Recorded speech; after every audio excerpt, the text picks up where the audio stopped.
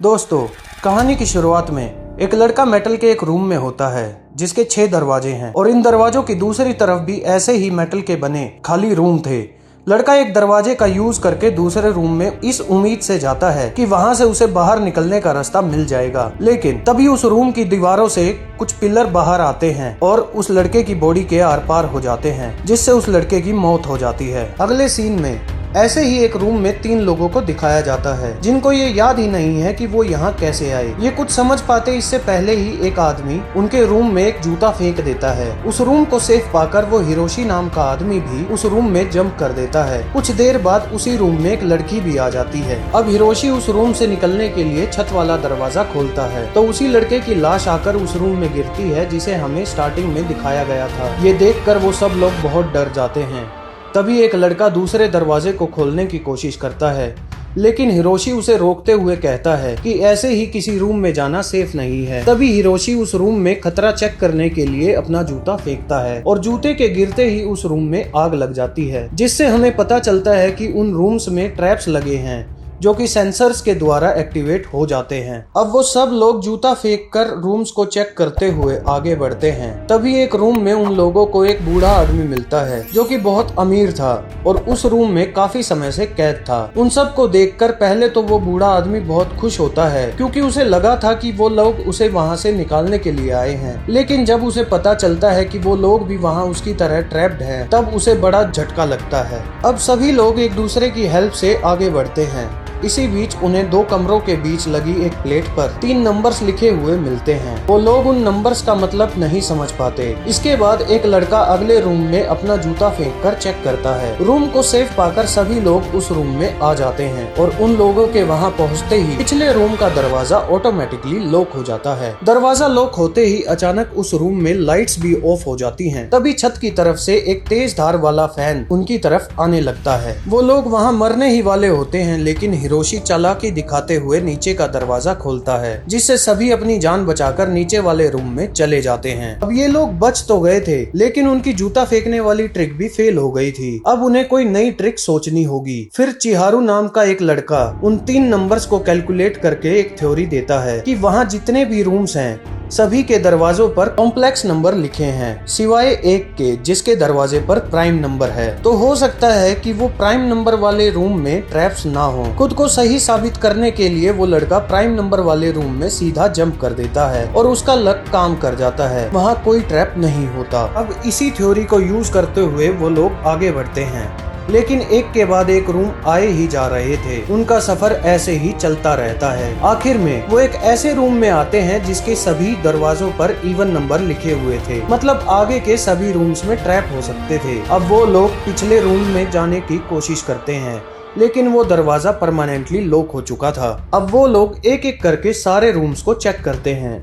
तब उन्हें एक रूम ऐसा मिलता है जिसमें साउंड सेंसर से लेजर ट्रैप एक्टिवेट होता है। फिर वो लोग बिना कोई आवाज किए उस रूम को क्रॉस करने का फैसला करते हैं। वो लोग उस रूम को पार करने ही वाले होते हैं कि तभी एक लड़के का जूता गिरने की वजह से लेजर ट्रैप एक्टिव हो जाता है, जिससे उस बूढ़े आदमी की टांग जख्मी हो जाती है। अब वो लोग प्राइम नंबर वाली थ्योरी का यूज करके अगले रूम में जाते हैं और उस रूम में जाते ही उनके होश उड़ जाते हैं, क्योंकि वो वही रूम था जहां से उन्होंने अपनी जर्नी शुरू की थी। अब चिहारो दोबारा से कैलकुलेशन करता है, जिससे वो ये निष्कर्ष निकालता है कि वो लोग एक बहुत बड़े क्यूब में बंद हैं, जो कि बहुत सारे क्यूब रूम्स से बना है और वो सारे क्यूब रूम्स मूव कर रहे हैं जैसे कि रूबिक्स क्यूब में करते हैं। ये जानकर हिरोशी पागल हो जाता है। वो वहाँ नहीं रुक सकता था क्योंकि उसने अपनी वाइफ से वादा किया था कि वो जल्द ही उसके पास पहुँच जाएगा। अब हिरोशी फिर से अगले रूम में एंटर कर जाता है और बाकी लोग भी उसे फॉलो करने लगते हैं, लेकिन सभी लोगों के उस रूम से निकलने से पहले ही वो रूम अचानक से हिलने लगता है, जिसकी वजह से 2 लोग एक ट्रैप रूम में गिर जाते हैं। वहाँ पर लेजर बीम वाला ट्रैप एक्टिवेट हो जाता है। तभी हिरोशी भी उन्हें बचाने के लिए उस रूम में कूद जाता है। हिरोशी उन लोगों को बचा तो लेता है, लेकिन वो बेचारा खुद लेजर बीम की चपेट में आकर मर जाता है। हिरोशी की मौत से सभी लोग बहुत दुखी थे। अगले कई घंटों तक गम में रहने के बाद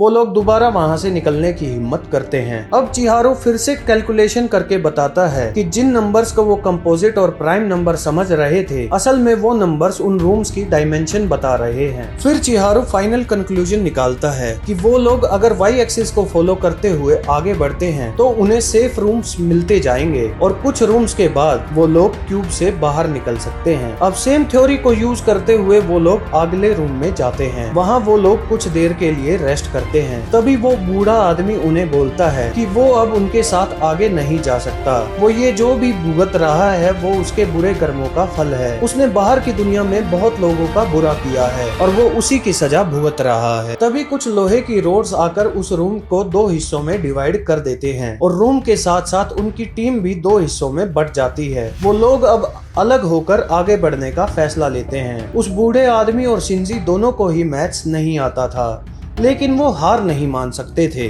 वहीं चिहारो, वो लड़की और उनका एक साथी अपनी कैलकुलेशन के हिसाब से आगे बढ़ते हैं। वहीं अगले रूम में उन्हें एक बड़ी स्क्रीन मिलती है जहां चिहारो के पास्ट की कुछ यादें दिखाते हैं, जहां चिहारो का भाई दुनिया से तंग आकर सुसाइड कर रहा था, लेकिन चिहारो अपने भाई को नहीं बचा पाता। ये देखकर चिहारो दुख में पागल हो जाता है और चिल्ला चिल्ला कर रोने लगता है। ये सब देखकर उनका एक साथी, जो कि एक छोटा बच्चा था, वो भी वो वीडियो देखकर बहुत दुखी हो जाता है क्योंकि उसकी कहानी भी चिहारो के भाई जैसी ही थी। वहीं दूसरी तरफ वो बूढ़ा आदमी और शिंजी अपनी वही पुरानी जूता फेंकने वाली ट्रिक को यूज करके आगे बढ़ रहे थे। इसी बीच वो बूढ़ा आदमी शिंजी को बोलता है कि जवान लोग इमोशनल फूल्स होते हैं। ये सुनकर शिंजी को बहुत गुस्सा आ जाता है। शिंजी बिना कुछ सोचे समझे उस बूढ़े आदमी का सर दरवाजे में डालकर दरवाजे को बार बार बंद करता है और उस बूढ़े आदमी को बेरहमी से मार देता है। इसके बाद सीन चिहारो वाले ग्रुप की तरफ शिफ्ट होता है, जहां वो छोटा लड़का चिहारो को कायर बोलता है क्योंकि वो अपने भाई को ना तो दुनिया से बचा पाया और ना ही मरने से। चिहारो डिप्रेस्ड होकर जीने की उम्मीद छोड़ देता है और उस रूम के नीचे का दरवाजा खोलकर एक ट्रैप रूम में जंप करने का डिसीजन लेता है। तभी चिहारो से पहले वो छोटा लड़का ही उस रूम में जंप कर देता है, लेकिन चिहारो अपने गिल्ट को खत्म करते हुए उस लड़के को पकड़ लेता है और बचा लेता है। अब जैसे ही वो लोग अपनी थ्योरी के अनुसार वाई एक्सिस वाला दरवाजा खोलते हैं, तब उन्हें उस क्यूब से बाहर निकलने का रास्ता मिल जाता है, लेकिन बाहर बहुत ज्यादा अंधेरा था। फिर वहाँ वो एक क्यूब रूम को लिफ्ट की तरह काम करते हुए देखते हैं।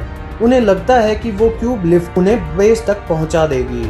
अब वो लोग फिर से कैलकुलेशन करते हैं ताकि लिफ्ट तक पहुंच सके। वहीं लिफ्ट की तरफ आगे बढ़ते समय उन्हें रास्ते में शिंजी मिल जाता है। जब वो लोग शिंजी से उस बूढ़े आदमी के बारे में पूछते हैं, तब शिंजी उन्हें बोलता है कि वो बूढ़ा आदमी ट्रैप रूम में फंसकर मर गया। अब लिफ्ट वाले रूम की तरफ जाने के बहाने शिंजी उन सब को एक ट्रैप रूम में ले आता है। वहाँ पहुँचकर शिंजी उन्हें बताता है कि उसी ने उस बूढ़े आदमी को मारा है और अब वो उन्हें भी मार देगा। ये सुनकर वो छोटा लड़का और वो लड़की एक दूसरे क्यूब में चले जाते हैं, लेकिन शिंजी चिहारो को पकड़ लेता है और बहुत मारता है। जब चिहारो उससे पूछता है कि वो ऐसा क्यों कर रहा है, तब शिंजी कहता है कि बाहर की दुनिया ने उसके साथ बहुत बुरा किया है और वो उसका बदला लेना चाहता है। वो एक लोकल शॉप पर काम करता था। उस शॉप के ओनर के साथ साथ वहाँ आने वाले कस्टमर्स भी उसके साथ बहुत बुरा बर्ताव करते थे, जिसकी वजह से अब उसके दिल में लोगों के लिए सिर्फ नफरत के सिवा और कुछ भी नहीं है। इसलिए अब ना तो वो खुद जीना चाहता है और ना किसी को जीने देगा। शिंजी चिहारो को गला दबाकर मारने ही वाला था कि तभी चिहारो को अपने भाई की याद आती है, जिसे वो बचा नहीं सका था। चिहारो खुद को बचाने के लिए हिम्मत जुटाता है कि तभी उस ट्रैप रूम में ऊपर से एक रोड आती है और शिंजी के शरीर में घुसकर सूखे पेड़ की टहनियों की तरह फैल जाती है, जिससे शिंजी मर जाता है।